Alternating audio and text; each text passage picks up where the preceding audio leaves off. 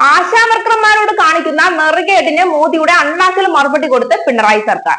ആശാ പദ്ധതി വിഹിതം ഇനത്തിൽ കേരളത്തോട് അവഗണന കാട്ടിയില്ലെന്ന കേന്ദ്രത്തിന്റെ വാദത്തിന് ചുട്ട മറുപടിയുമായി സംസ്ഥാന സർക്കാർ രംഗത്തെത്തി. ആശമാരുടെ ഇൻസെന്റീവ് ഉൾപ്പെടെ 2023-24 വർഷത്തിൽ 636.88 കോടി രൂപയാണ് ദേശീയ ആരോഗ്യ ദൗത്യത്തിന് കിട്ടാനുള്ളതെന്നാണ് കണക്ക് കേരളം പുറത്തുവിട്ടു.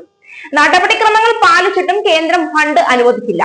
സംസ്ഥാന ഫണ്ട് ഉപയോഗിച്ചാണ് കേന്ദ്ര പദ്ധതികൾ ഉൾപ്പെടെ മുന്നോട്ട് പോകുന്നതെന്നും സംസ്ഥാന സർക്കാർ വ്യക്തമാക്കി. ബ്രാൻഡിംഗ് മാനദണ്ഡങ്ങൾ പൂർണ്ണമായും പാലിക്കാത്തതിനാൽ 2023-24 സാമ്പത്തിക വർഷത്തിലെ വിഹിതം നൽകാനാകില്ലെന്ന് വ്യക്തമാക്കി കേന്ദ്ര സർക്കാർ സംസ്ഥാനത്തിന് അയച്ച കത്തും സംസ്ഥാനം പുറത്തുവിട്ടിട്ടുണ്ട്. National health mission joint secretary കേരളത്തിന് അയച്ച കത്താണ് പുറത്തുവിട്ടത്. പണം തരാനുണ്ടെന്ന് കേന്ദ്രം തന്നെ സമ്മതിക്കുന്നതിന്റെ തെളിവാണിതെന്ന് പറഞ്ഞ സംസ്ഥാനം പിന്നീട് ബ്രാൻഡിംഗ് മാനദണ്ഡം പാലിച്ചിട്ടും പദ്ധതി വിഹിതം കേന്ദ്രം നൽകിയില്ലെന്നും കുറ്റപ്പെടുത്തുന്നു. ആശാവർക്കർമാർ ഓണറേറിയം ആവശ്യപ്പെട്ട് സെക്രട്ടേറിയറ്റിന് മുന്നിൽ നടത്തുന്ന സമരത്തിൽ സംസ്ഥാന സർക്കാരിനെതിരെ രൂക്ഷ വിമർശനവുമായാണ് കേന്ദ്ര സർക്കാർ രംഗത്തെത്തിയത്. സംസ്ഥാന സർക്കാരിന്റെ കെടുകാര്യസ്ഥതയാണ് ആശാവർക്കർമാരുടെ വേതനം മുടങ്ങുന്നതിന് പിന്നിലെന്നായിരുന്നു വിമർശനം. കേരളത്തിനു കേന്ദ്ര ആരോഗ്യ മന്ത്രാലയം 938.8 കോടി രൂപ നൽകിയിരുന്നു. ഇത് അനുവദിച്ച തുകയേക്കാൾ കൂടുതലെന്ന് കേന്ദ്ര ആരോഗ്യ മന്ത്രാലയത്തിന്റെ കുറിപ്പിൽ പറയുന്നു.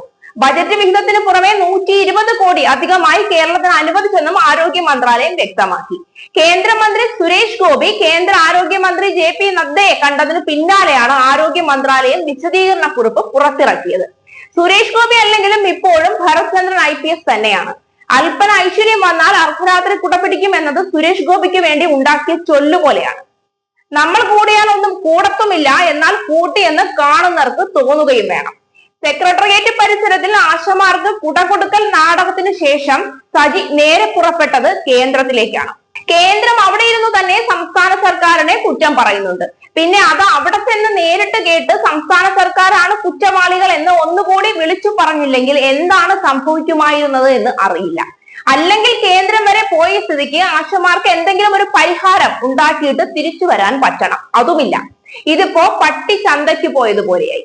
ആശാവർക്കർമാരുടെ സമരത്തിൽ സംസ്ഥാന സർക്കാർ കേന്ദ്രത്തെ പഴിക്കുന്നത് ദൗർഭാഗ്യകരമാണ് എന്നും കേന്ദ്ര സർക്കാർ ഫണ്ട് അനുവദിക്കാത്തതാണ് ശമ്പളം വൈകുന്നതിന് പിന്നിലെ കാരണമെന്ന് ആശാവർക്കർമാരെ സംസ്ഥാനത്തെ മന്ത്രിമാർ തെറ്റിദ്ധരിപ്പിക്കുന്നു എന്നും കേന്ദ്ര സർക്കാർ സമയബന്ധിതമായ ആശാ അംഗനവാടി വർക്കർമാരുടെ ശമ്പളം വർദ്ധിപ്പിച്ചിട്ടുണ്ട്. ഇത് മറച്ചുവെച്ചാണ് സർക്കാർ കേന്ദ്രത്തെ കുറ്റപ്പെടുത്തുന്നതെന്നും കുറിപ്പിൽ പറയുന്നു. LDF സർക്കാരിന്റെ ഭരണപരാജയമാണ് ആശാ അംഗനവാടി ആരോഗ്യ പ്രവർത്തകരുടെ ശമ്പളവും കുടിശ്ശികയും നൽകാൻ കഴിയാത്തതിന് കാരണമെന്നാണ് കുറിപ്പിലെ വിമർശനം. സംസ്ഥാനത്തിന്റെ കഴിവില്ലായ്മയും പിടിപ്പുകേടുമാണ് 6 മാസം വരെ ശമ്പളം കൊടുക്കാൻ കഴിയാത്തതിനു പിന്നിൽ. ആശാ അംഗനവാടി വർക്കർമാരോട് സംസ്ഥാന സർക്കാർ ഉദാസീനത കാണിക്കുകയാണെന്നും സർക്കാരിന്റെ കഴിവുകേട് മറച്ചുവെക്കാൻ കേന്ദ്രത്തെ കുറ്റപ്പെടുത്തുകയാണെന്നും ആരോഗ്യ മന്ത്രാലയം പുറത്തിറക്കിയ കുറിപ്പിൽ പറയുന്നു. തെളിവ് സഹിതം പുറത്തുവിട്ടിട്ടാണ് സംസ്ഥാന സർക്കാർ കേന്ദ്രത്തിന്റെ അവഗണനയെ കുറിച്ച് വിശദമാക്കുന്നത്. എന്തുകൊണ്ട് കേന്ദ്രത്തിന് സംസ്ഥാനത്തിന് കൊടുത്ത കണക്കുകളുടെ വിവരം പുറത്തുവിടാൻ കഴിയുന്നില്ല? അതല്ലെങ്കിൽ സംസ്ഥാന സർക്കാർ സമയബന്ധിതമായി നടപടിക്രമങ്ങൾ പലതും ചെയ്തിട്ടില്ലെങ്കിൽ അതിനും രേഖകൾ കാണുമല്ലോ. എന്തുകൊണ്ട് കേന്ദ്രത്തിന് അതിന്റെ രേഖകൾ ജനങ്ങളെ കാണിക്കാൻ കഴിയുന്നില്ല? ഇതൊന്നുമില്ലാതെ വെറുതെ ദൗർഭാഗ്യകരമെന്നും പാപം കിട്ടുമെന്നും ദൈവം ചോദിക്കുമെന്നും ഒന്നും സംസ്ഥാനത്തെ പ്രാഗിയിട്ട് കാര്യമില്ല. കൊടുക്കാനുള്ളത് അന്തസ്സായി കൊടുത്തിട്ട് നേർക്കുനേർ നിന്ന് സംസാരിച്ച് വീമ്പ് കാണിക്കുക കേന്ദ്ര സർക്കാരെ.